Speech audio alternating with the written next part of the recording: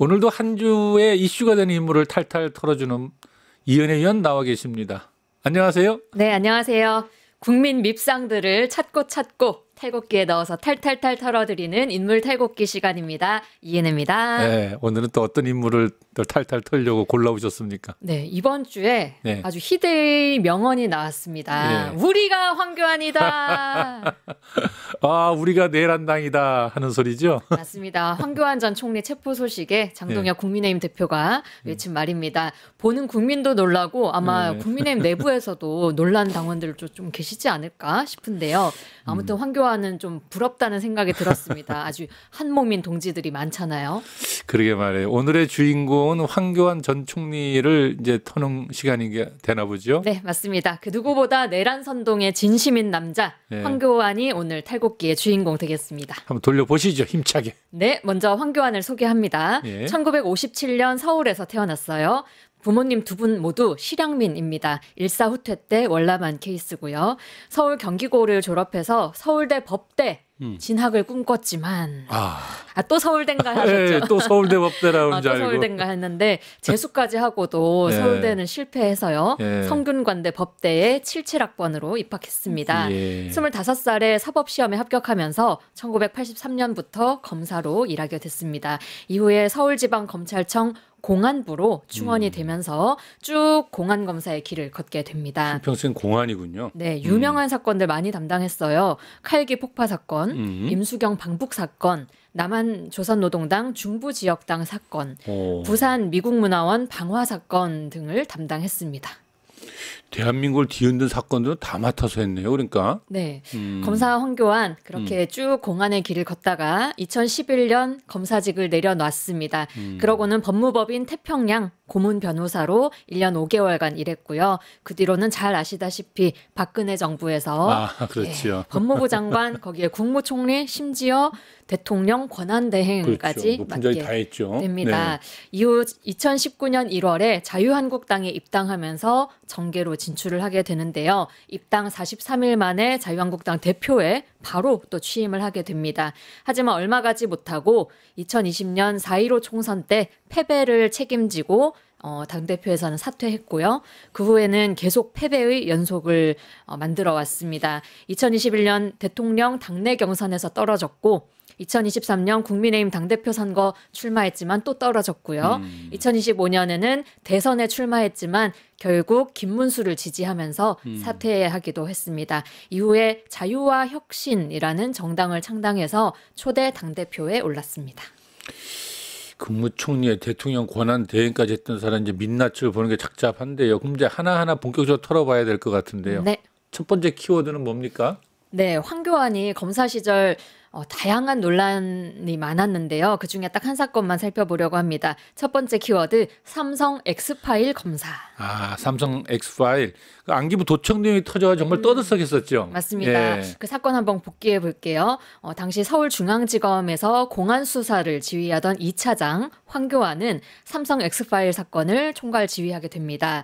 요게 이 엑스파일이라는 게 말씀하셨듯이 2005년에 MBC 이상호 기자가 폭로한 안기부의 도청 내용입니다. 그렇죠. 도청 파일에는 이학수 삼성 부회장 그리고 홍석현 중앙일보 회장이 정치권이며 검찰이며 소위 말하는 떡값을 돌렸다, 로비 자금을 뿌렸다라는 등의 대화가 담겨 있었습니다. 말 그대로 정경유착, 정원유착이 고스란히 드러난 거고 또 이른바 떡검의 실체가 드러나는 그런 내용이었죠. 맞아요. 그때 떡검이란 말이 아주 한때 유행하게 된 동기가 됐죠. 네, 이게 제대로 수사가 됐다면 돈을 뿌린 삼성과 중앙일보도 처벌을 받아야 되고 또 돈을 받았다는 떡검을 받았다는 검사들도 모조리 처벌을 받아야 마땅했죠.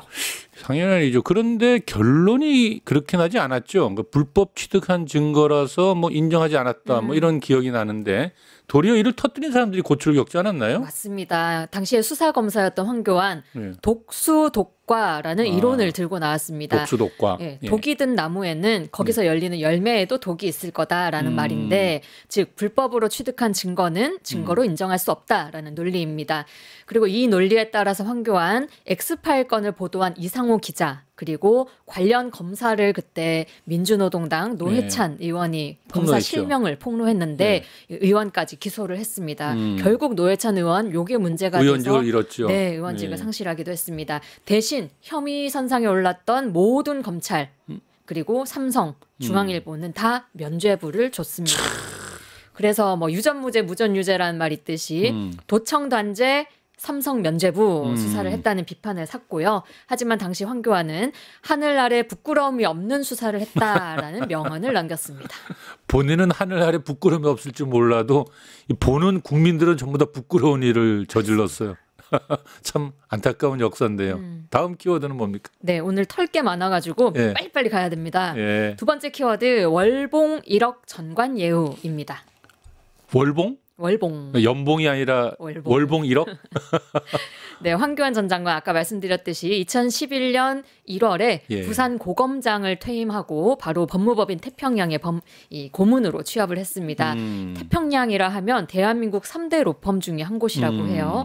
여기서 총 17개월을 일했는데 받은 급여가 16억 원이 넘습니다. 와, 아무리 정관 예우라지만 좀 심한데요. 네, 이게 상여금이 나오는 달에는 한 예. 달에 2억 2천만 원, 2억 7천만 원, 한 달에 우와. 3억 원이나 받은 날도 있습니다. 와, 정말 좀 대단하네요. 이렇게까지 받을 수 있었던 이유는 소위 말하는 신종 전관 예우 꼼수가 있었다라고 기록이 되는데요. 예.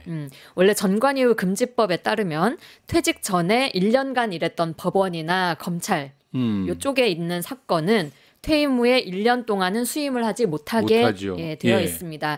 그런데 이 황교안이 이 시기에 수임을 했던 사건들을 보면 부산지방검찰청 사건이 최소 6개가 있다는 게 드러났거든요. 어허. 또 실제로 수임한 거는 그것보다 더 될 거다 이런 분석도 있는데 아까 제가 그 황교안이 부산 고검장 네. 마지막으로 퇴임했다고 했잖아요. 근데 부산 고검 쪽 사건은 안 맡고 예. 부산지검 쪽 사건은 쭉 맡은 겁니다. 그래서 이게 꼼수를 부려서 우회적으로 그건 또 괜찮은가 보죠? 괜찮나 봐요. 그렇게 법을 피해서 사건을 수임했다라는 게 드러났습니다. 돈을 벌려면 어떤 방식으로 돈을 버는군요. 있는 놈들이 더하고 예. 아는 놈들이 더하다고. 아, 저는 이런 사람들 뇌구조가 좀 항상 의아한데 왜 부끄러움이 없을까요? 그러니까 다른 사람들을 감옥에 넣고 또 온갖 이권에 개입해서 큰 소리를 혼자 다치고 혼자 정의로운 척은 다 하고 아무튼 참 이런 분들 정말 참 안 돼, 안 돼. 안 돼.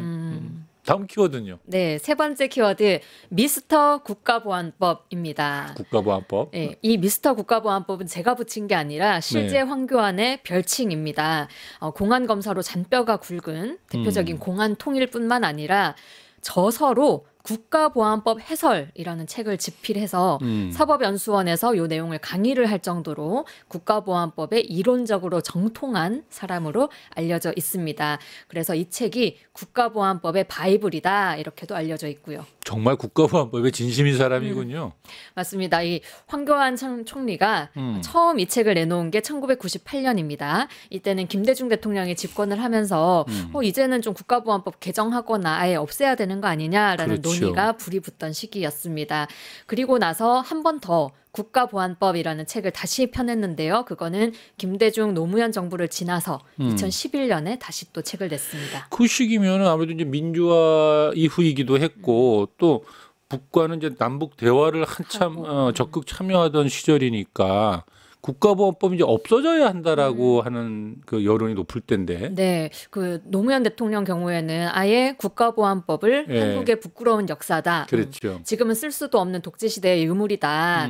칼집에 넣고 예. 박물관에 보내야 보내야 된다. 된다. 그랬죠. 예. 그런 말씀도 하셨고 실제로도 4대 악법의 하나로 또 뭐 꼽히기도 했습니다. 황교안이 이런 시대의 흐름을 아주 역행을 해서 역행을 하는군요, 진짜. 국가보안법을 필사적으로 지키려고 했던 인물인 겁니다.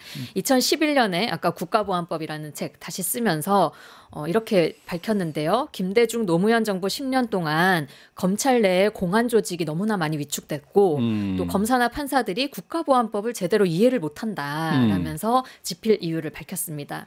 그런데 이렇게까지 국가보안법을 절대시한다는 거는 사실 반공을 최대의 어떤 가치 가치로 내세운다는 거고 그 말인즉슨 북괴로부터 자유민주주의를 지키기 위해서라면 다른 것들은 희생해도 된다라는 논리로 빠지기가 쉽잖아요.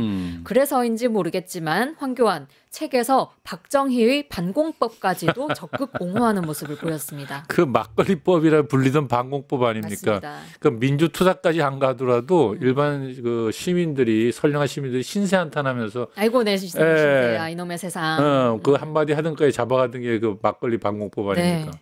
황교안이 책에서 뭐라고 했냐면요. 네. 1960년 4.19 이후 극도의 사회 혼란을 틈타 북한 공산 집단의 대남 공작 활동이 강화되고 남한 내 잠재하여 있던 좌익, 좌경 세력이 준동하기 시작했다. 5.16 군사 혁명 직후 혁명 주도 세력들은 국가보안법의 결함을 보충하고 반공체제를 강화하기 위해 전문 11조 및 부칙으로 된 반공법을 제정하게 됐다라고 서술을 했습니다. 찬찬히 듣고 좀 느끼셨겠지만 좌익, 좌경을 때려잡기 위해 필요해서 이 법이 만들어졌다라는 뉘앙스가 다분하죠. 제가 갑자기 웃은 이유가 아까 그 석방될 때 했던 그 연설에 보면 간첩과 빨갱이 얘기를 하는데 이 사람의 사고는 딱 거기서 멈춰 있군요. 그러니까 박정희 때부터 지금까지 완전히 멈춰 있는 사람인데 그 좌익, 좌경, 용공, 빨갱이 척결 대상이냐 아니냐 이걸로 국민을 나눠보네요. 그러니까 사고가. 금방 그 석방 영상 말씀하셨는데 한번 좀 보고 올까요, 우리도? 한번 볼까요, 정말? 정의가 승리했습니다. 자유민주주의가 이겼습니다. 나라 무너뜨리는 좌파 정권으로부터 대한민국이 승리하는 길을 이제 여러분 열었습니다. 여기저기 간첩들도 많고 빨갱이도 많지만 저희는 반드시 승리할 것입니다. 말도 안 되는 체포, 말도 안 되는 구속 시도였어요. 우선 무슨 사유로 구속을 했는가? 한 40장 굉장히 두꺼운 자료가 있더라고요. 내와 관련된 건 한 줄도 안 돼. 아니 한 페이지도 안 돼. 4가지 5가지 얘기를 했는데 다 아무 관계 없는 거예요. 아무 관계 없는데 내란내 길게 쫙 쓰고 그리고 황교안이 이렇게 했다. 보다 보니까 가슴이 좀 답답해 오는데 정말 이 뭐라 그럴까 반공사상? 구시대적인 그 착오긴 한데 이 사람이 좀 정상적이지 않구나 이런 말 생각이 드는데 이 사람이 통합진보당 해산을 청구한 사람이죠. 네, 그것도 저기에서 보이듯이 저런 사상의 경도가 돼 있으니까 충분히 그런 일도 벌였겠구나 싶습니다. 당시에도 이렇게 말했는데요. 국가 안보에 허점이 없도록 북한을 추종하는 위헌정당을 해산해서 대한민국의 자유민주주의를 지켜야 합니다라고 했습니다. 아마 여러 군데 영상으로도 남아 있는데요. 통합진보당 해산을 자신의 어떤 업적 중에 가장 큰 업적으로 자랑을 하고 다니기도 합니다. 통합진보당 해산이 옳았냐 글렀냐 요건 오늘은 논외로 하고요. 다만 이 반공주의에 심취한다는 게 얼마나 무서운 건지 다시 한번 좀 얘기를 안 할 수가 없습니다.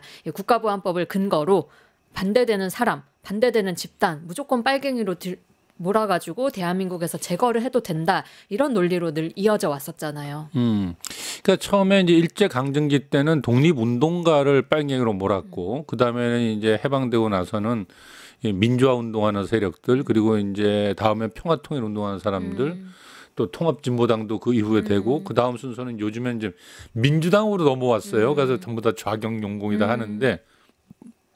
최근에 또 열심히 싸우는 분들이 있으면 양심적인 지식인들까지 다 빨갱이로 몰고 있잖아요. 이분들이 지금. 그러니까 자신들의 권력을 유지하는 전가의 보도 그것이 바로 반공사상이고 국가보안법인 거죠. 네, 옛날 일제강점기에 독립운동가부터 이제는 더 그 대상이 확대돼서 민주당 늘어나요. 더 지식인들까지 늘어나는 건데 이런 대상의 확대가 우리 바로 지켜봤던 게 이번 12.3 내란 때였죠. 계엄의 밤 윤석열이 했던 말 잊을 수가 없는데요. 그 장면도 영상으로 좀 준비했습니다. 예산까지도 오로지 정쟁의 수단으로 이용하는 이러한 민주당의 입법 독재는 예산 탄핵까지도 서슴지 않았습니다. 이는 자유 대한민국의 헌정 질서를 짓밟고 헌법과 법에 의해 세워진 정당한 국가기관을 교란시키는 것으로서 내란을 획책하는 명백한 반국가 행위입니다. 지금 우리 국회는 범죄자 집단의 소굴이 되었고 입법 독재를 통해 국가의 사법 행정 시스템을 마비시키고 자유민주주의 체제의 전복을 기도하고 있습니다. 저는 북한 공산 세력의 위협으로부터 자유 대한민국을 수호하고 우리 국민의 자유와 행복을 약탈하고 있는 파렴치한 종북 반국가 세력들을 일거에 척결하고 자유 헌정 질서를 지키기 위해 비상계엄을 선포합니다. 아, 지금 봐도 가슴이 뛰네요. 네. 울렁울렁거립니다. 좀. 말 그대로 이제 민주당이 국회 내 범죄 집단이고 이제 파렴치한 종북 반국가 세력들이란 말인데요. 이 말도 안 되는 이런 논리들을 그냥 마구 터뜨리고 그걸 가장 앞장선 사람 중에 하나가 또 황교안이었구만요. 맞습니다. 여기서 네 번째 키워드 내란 선동 주범이라고 붙여봅니다. 예. 계엄이 선포된 직후에 황교안이 페이스북에 글 올렸죠. 최근에 뉴스화가 많이 돼서 아시겠지만 비상계엄령이 선포됐습니다. 지금은 나라의 혼란을 막는 것이 최우선입니다. 나라를 망가뜨린 종북 주사파 세력을 이번에 반드시 척결해야 합니다. 부정선거 세력도 이번에 반드시 발본색원해야 합니다. 뭐 이렇게 말을 했고요. 여기에 우원식 국회의장 한동훈까지도 체포하라라는 글도 적었죠. 아주 신이 나서 글 쓴 것 같은데 윤석열만큼이나 내란에 진심인 사람이에요. 근데 그의 발언 하나하나는 사실은 명백히 내란을 선동하는 발언이거든요. 이게 특히나 이제 국회의장을 콕 집어가지고 체포하라 이런 거는요. 한마디로 이제 헌법이 보장하는 계엄 해제 요구권 자체를 무력화시키라는 그야말로 내란 선동이거든요. 이게. 맞습니다. 예. 그리고 또 윤석열의 계엄 선포 중에 주요 논리 중 하나가 뭡니까? 부정선거잖아요. 부정선거죠. 이 황교안이 다음 키워드 부정선거 무쇠 이게 또 별명이거든요. 앵무새 앵이 빠졌네. 예. 입만 열면 부정선거 반복한다고 해서 네. 부정선거 더하기 앵무새로 부정선거 무쇠라는 네. 곳 불리고 있습니다. 황교안 이른바 부방대 부정선거 부패 방지대라는 단체를 창설해서 지금 5년째 활동 중인 대표적인 부정선거 음모론자입니다. 이 음모론이 12.3 내란의 씨앗이 됐는데요. 실제로 김용현 전 장관이 비상계엄을 하게 되면 그 기회에 부정선거 의혹도 확인해야 한다는 게 대통령의 생각이었다. 그 의혹의 출처는 부방대였다라고 증언을 한 바도 있습니다. 근데 그 부정선거 의혹이라는 게 이미 하나하나 다 사실이 아닌 걸로 다 해명이 되었잖아요. 맞습니다. 끝났는데. 심지어 이 황교안이 대선이나 총선에 부정선거가 있다라는 것까지도 모자라서 자기네 당 국민의힘 당내 경선에서도 부정선거가 있다고 말을 하고 있거든요. 이거는 정상이 아닌 것 같아요. 말 그대로 정신병 수준이라고 좀 보입니다. 그리고 하나 더 짚어보자면 이 부정선거가 그래서 언제부터 이렇게 난리를 쳤냐. 2020년 총선 때부터 이게 스물스물 기어나오기 시작한 거거든요. 예. 그때 미래통합당 대표로서 황교안이 뭐 정권 심판 종로에서부터 하겠습니다 하면서 종로에 출마를 했습니다. 근데 이낙연 당시 후보한테 완전히 깨져버렸거든요. 예. 40%도 못 받았어요. 그런데 이제 당시 구도도 그렇고 방송 3사 출구조사에서도 모두 민주당이 압승한다라는 예상을 하던 중이었거든요. 그런데도 황교안 끝까지 뭐 민경욱 이런 사람들과 함께 부정선거를 주장하고 심지어 중국이 개입했다라는 가짜뉴스도 그때부터 퍼뜨리기 시작했습니다. 한마디로 내가 진 선거는 부정선거고 내가 계속 못 이기는 거 보니 이거 부정선거다. 더도 말고 덜도 말고 딱 이 정도 수준 아니냐 싶습니다. 그런데 황교안은 그런 이야기를 할 때요. 부정선거 활동이 하나님이 내려준 소명이라고까지 말을 해요. 그래서 내란 청산, 뭐 중요한 과제 이런 것이 다 사실은 거의 신념화되어 있거든요. 부정선거도. 어쨌든 그래서 약간 좀 제정신이 아닌 것 같다는 생각도 들고요. 이 황교안이 하는 모든 일에는 다 하나님이 임하시거든요. 네, 앞서 살펴본 그 반공 예. 역시 국가보안법이라는 일종의 법리만 가지고서 나오는 게 아니라 예. 이 기독교 예. 이념과 좀 개신교죠, 융합이 개신교, 되면서 그죠? 네, 생겨난 거라고 보여집니다. 마지막 키워드인데요. 기독교 근본주의자입니다. 기독교 근본주의. 그러면은 이게 그러니까 이 부정도 활동이 이제 하나님이 내준 소명이라고 말하는 한마디로 이제 굉장히 성실한 기독교인으로 정평에 나 있죠, 그 사람이. 네네. 뭐 50년 이상 주일 예배를 단 한 번도 빠진 적이 없다. 라고 하고요. 이거 쉽지 않은 일이죠. 검사 시절에도 부임하는 곳 갈 때마다 예배 모임을 만들어서 검찰의 복음화, 그 동네 지역 복음화 이런 걸 부르짖은 걸로도 유명합니다. 이 기독교 근본주의 또 복음주의라고도 하죠.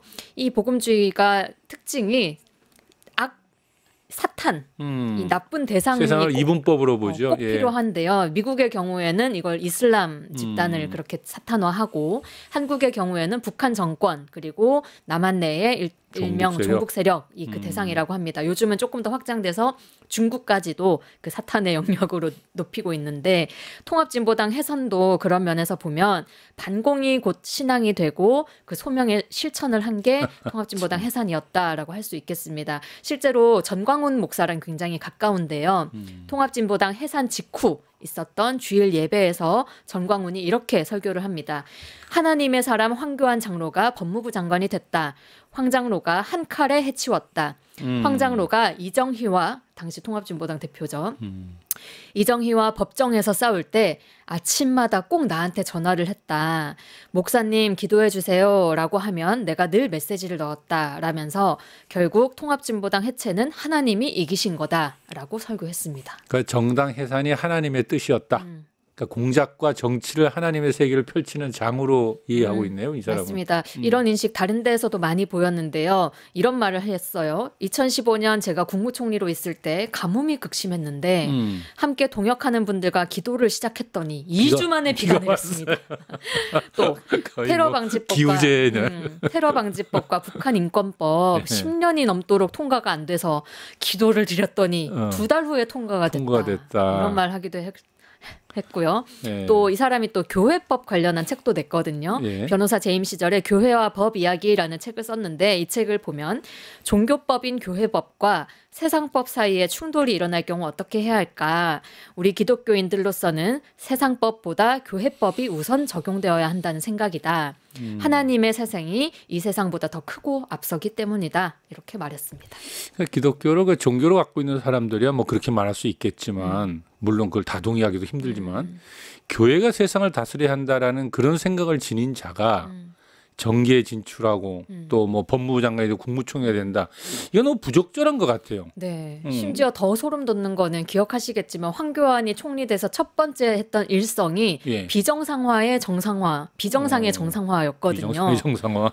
다른 종교를 가진 사람 비정상, 북한과 평화 통일을 주장하는 사람 비정상, 종북 비정상, 그리고 뭐 그 차별금지법 같은 거 제정 주장하면 완전 비정상 이렇게 딱지를 붙이고 이 세상에서 도려내 버리는. 그러므로 그렇게 해서 정상을 만드는 게 황교안의 정상화가 아니냐라는 거죠. 그러니까 비상계엄은 정상. 제가 볼 때 그의 사고가 완전 비정상도 비정상 보통 비정상이 아닌 것 같아요. 비정상이 아니에요. 아 이게 또 오래 사신 분이고 공직도 많이 하시고 검사도 많이 하셔가지고 진짜 다룰 얘기가 많거든요. 근데 또 시간 관계상 다 하진 못했습니다. 마지막으로 좀 첨언을 하면 국무총리 당시에 과도한 의전으로 논란을 빚은 바도 있었고요. 잊지 말아야 할 거. 박근혜 정부가 검토했다는 계엄령 시행에도 관여했을 거라는 의문 여전히 남아 있습니다. 그리고 국정농단 특검 연장해달라는 요청 당시에 거부했었고요. 세월호 수사 방해하고 대통령 기록물로 아예 봉인해버려서 제대로 확인도 못하게 만들었습니다. 거기에 끊임없이 부정선거 음모론 퍼뜨리면서 6년 전에 국회의사당 난입까지 하고 그 선동하고 난리를 친 적도 있었습니다. 이렇게 황교안이라는 인물을 보면 정말 대한민국의 암흑의 역사 너무나 일그러져 온 이 단면을 좀 보여주는 인물이 아닌가라는 생각이 들었고요. 그렇기 때문에 이번에 이 내란 선동죄 구속영장 이번엔 기각됐지만 반드시 다시 청구해서 제대로 처벌을 받아야 되겠다라는 말까지 좀 덧붙입니다. 알겠습니다. 그것으로 오늘 이 자리는 마쳐야 할 것 같습니다. 네.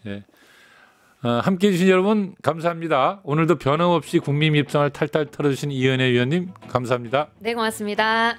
세상을 보는 창, 세상을 여는 창, 세상을 바꾸는 창 김창현의 창이었습니다.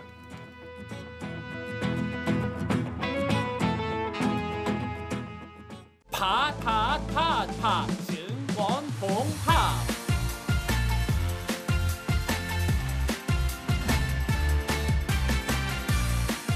이제 저녁 8시 30분 퇴근 후 퀴즈 한판. 혼자 하지 마세요. 같이 해요. 매일 저녁 8시 30분 많은 참여 바랍니다.